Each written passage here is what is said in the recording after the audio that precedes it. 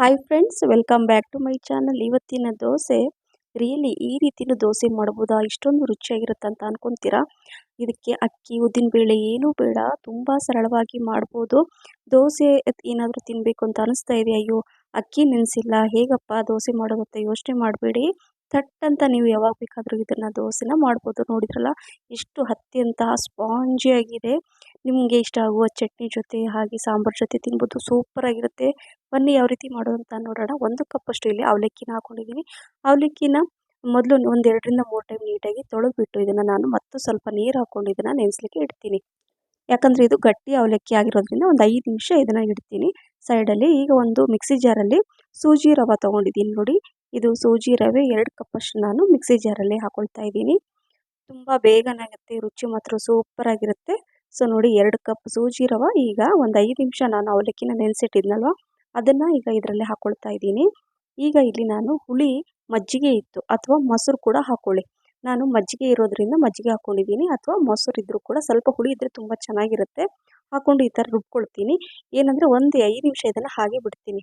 ಯಾಕೆ ಅಂತ ಕೇಳಿ, ಇದು ಈ ಥರ ಗಟ್ಟಿ ಆಗುತ್ತೆ. ಯಾಕಂದರೆ ಸೂಜಿ ಎಲ್ಲ ರವೆ ಇದೆ ಅಲ್ವಾ, ಅದು ಹೀರ್ಕೊಳ್ಳುತ್ತೆ ನೀರನ್ನು ಅಥವಾ ಈ ಮಜ್ಜಿಗೆನ. ಹಾಗಾಗಿ ಇನ್ನೊಂದು ಸ್ವಲ್ಪ ಮಜ್ಜಿಗೆ, ಸ್ವಲ್ಪ ನೀರು ಹಾಕ್ಕೊಂಡು ಮತ್ತೆ ಇನ್ನೊಂದು ಸಲ ನಾನು ಸ್ವಲ್ಪ 1 ನಿಮಿಷ ರುಬ್ಕೊಳ್ತೀನಿ. ಆವಾಗ ಪರ್ಫೆಕ್ಟಾಗಿ ಅದು ನೋಡಿ ಈ ಥರ ಕ್ರೀಮಿಯಾಗಿ ಬರುತ್ತೆ. ಅಂದರೆ ದೋಸೆ ಹಿಟ್ಟಿನ ಹದಕ್ಕೆ ಇದನ್ನು ಬಂದಿದೆ. ಹಾಗಾಗಿ ಈ ಥರ ಮಾಡ್ಕೊಳ್ಳಿ, ಈಸಿ ಆಗುತ್ತೆ ಅಷ್ಟೇ. ಈಗ ಇದನ್ನು ಒಂದು ಪಾತ್ರೆಯಲ್ಲಿ ತೆಗೆದಿಟ್ಕೊಳ್ತೀನಿ. ಹೇಳಿದ್ನಲ್ಲ ಫ್ರೆಂಡ್ಸ್, ಈ ದೋಸೆ ಒಮ್ಮೆ ತಿಂದರೆ ಇಷ್ಟೊಂದು ರುಚಿಯಾಗಿರುತ್ತೆ ಅಂದರೆ ರಿಯಲಿ ಈ set dosa instant set dosa ಅಂತ ಕೂಡ ಹೇಳ್ಬೋದು. ಈಗ ಮಿಕ್ಸಿ ಜಾರಲ್ಲಿ ಇನ್ನು ಸ್ವಲ್ಪ ನೀರನ್ನು, 1 ಗ್ಲಾಸ್ ಅಷ್ಟು ನೀರನ್ನು ಹಾಕ್ಕೊಂಡು ಇದರಲ್ಲಿ ಹಾಕ್ಕೊಳ್ತಾ ಇದ್ದೀನಿ. ಅಂದರೆ ಕ್ವಾಂಟಿಟಿ ಎಷ್ಟಿರಬೇಕಂದ್ರೆ ದೋಸೆ ಹದಕ್ಕೆ ಮಾಡ್ಕೊಳ್ಳಿ. ನೋಡಿ, ಈ ರೀತಿಯಾಗಿ ಇರಬೇಕು. ತುಂಬ ಗಟ್ಟಿ ಬೇಡ, ತುಂಬ ತೆಳುನೂ ಬೇಡ. ಪರ್ಫೆಕ್ಟಾಗಿ ಬ್ಯಾಟರ್ ರೆಡಿಯಾಗಿದೆ. ಈಗ ರುಚಿಗೆ ತಕ್ಕಷ್ಟು ಉಪ್ಪು. ಇದರಲ್ಲಿ ನಾನು ಕುಕ್ಕಿಂಗ್ ಸೋಡಾ ಏನೂ ಹಾಕ್ತಾಯಿಲ್ಲ, ಅಡುಗೆ ಸೋಡಾ ಕೂಡ ನಾನು ಯೂಸ್ ಮಾಡದೆ ಇವತ್ತು ಈ ದೋಸೆನ ಮಾಡ್ತಾಯಿದ್ದೀನಿ. ಜಸ್ಟ್ ಉಪ್ಪು, ರುಚಿಗೆ ತಕ್ಕಷ್ಟು ಉಪ್ಪು ಹಾಕ್ಕೊಂಡ್ರೆ ಸಾಕು. ಈಗ ಮಿಕ್ಸ್ ಮಾಡಿಕೊಂಡು ಈಗ ಗ್ಯಾಸ್ ಫ್ಲೇಮನ್ನು ಆನ್ ಮಾಡಿಬಿಟ್ಟು ಇಲ್ಲಿ ನಾನು ಹಂಚನ್ನು ಇಟ್ಟಿದ್ದೀನಿ.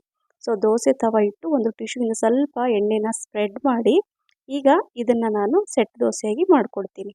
ನೋಡಿ, ತುಂಬ ಸರಳವಾಗಿ ಇದು ಬರುತ್ತೆ. ಈಗ ದೋಸೆ ಕೂಡ ಮಾಡ್ಕೋಬೋದು. ಹಂಚು ಕೂಡ ಬಿಸಿಯಾಗಿದೆ. ನೋಡಿ, ಇದನ್ನು ಜಾಸ್ತಿ ಸ್ಪ್ರೆಡ್ ಮಾಡಬಾರ್ದು. 1/2 ಸ್ಪೂನಷ್ಟು ಹಾಕಿ ಜಸ್ಟ್ ಇಷ್ಟೇ ತೋರಿಸ್ತಾ ಇದ್ದೀನಿ. ನೋಡಿ, ಇದೇ ರೀತಿಯಾಗಿ ಮಾಡಿಕೊಂಡು ಈಗ ತುಪ್ಪನೋ ಅಥವಾ ಎಣ್ಣೆನೋ ನಿಮ್ಗೆ ಏನು ಇಷ್ಟನೋ ಅದು ಹಾಕ್ಕೊಂಡು ಒಂದು 30 ಸೆಕೆಂಡ್ ಇದನ್ನು ಮುಚ್ಚಿಟ್ಬಿಡಿ. ನಂತರ ಇದನ್ನು 2 ಕಡೆ ಬೇಯಿಸ್ಕೊಂಡ್ರೆ ಬಿಸಿ ಬಿಸಿಯಾದ ಇನ್ಸ್ಟೆಂಟ್ ದೋಸೆ ರೆಡಿ ಆಗುತ್ತೆ. ನೋಡಿದ್ರಲ್ಲ ಎಷ್ಟು ಚೆನ್ನಾಗಿ ಕಲರ್ ಕೂಡ ಬಂದಿದೆ. ಹಾಗಾಗಿ ಮಿಸ್ ಮಾಡದೆ ಈ ದೋಸೆ ಮಾಡಿ ಫ್ರೆಂಡ್ಸ್, ಖಂಡಿತವಾಗ್ಲೂ ಇಷ್ಟ ಆಗುತ್ತೆ. ಕೇವಲ ಒಂದು ಅರ್ಧ ಗಂಟೆ ಸಾಕು ಈ ದೋಸೆ ಮಾಡಲಿಕ್ಕೆ. ಸೊ ನೋಡಿ, ಇದೇ ರೀತಿಯ ನಾನು ದೋಸೆ ಎಲ್ಲ ಮಾಡಿಬಿಟ್ಟು ಇಟ್ಕೊಂಡಿದ್ದೀನಿ. ಎಷ್ಟು ಚೆನ್ನಾಗಿ ಬಂದಿದೆ ಅಂದರೆ ಸೂಪರ್ ಸ್ಪಾಂಜ್ ಥರ ಇದೆ, ಹತ್ತಿ ಥರ ಇದೆ. ನೋಡಿ, ಬಿಸಿ ಬಿಸಿ ನೀವು ತಿಂತಾ ಇದ್ದರೆ ಲೆಕ್ಕನೇ ಇರಲ್ಲ, ಅಷ್ಟೊಂದು ತಿಂದುಬಿಡ್ತೀರಾ. ನಿಮಗೆ ಇಷ್ಟ ಆಗೋ ಚಟ್ನಿ ಸಾರು ಜೊತೆ ತಿಂತಾ ಎಂಜಾಯ್ ಮಾಡಿ ಅಂತ ಹೇಳ್ತಾ, ಈ ರೆಸಿಪಿ ನಿಮ್ಗೆ ಇಷ್ಟ ಆಗಿದ್ರೆ ಲೈಕ್, ಶೇರ್, ಕಮೆಂಟ್ಸ್ ಮತ್ತು ಸಬ್ಸ್ಕ್ರೈಬ್ ಮಾಡಿ ಅಂತ ಹೇಳ್ತಾ, thank you for watching. Bye.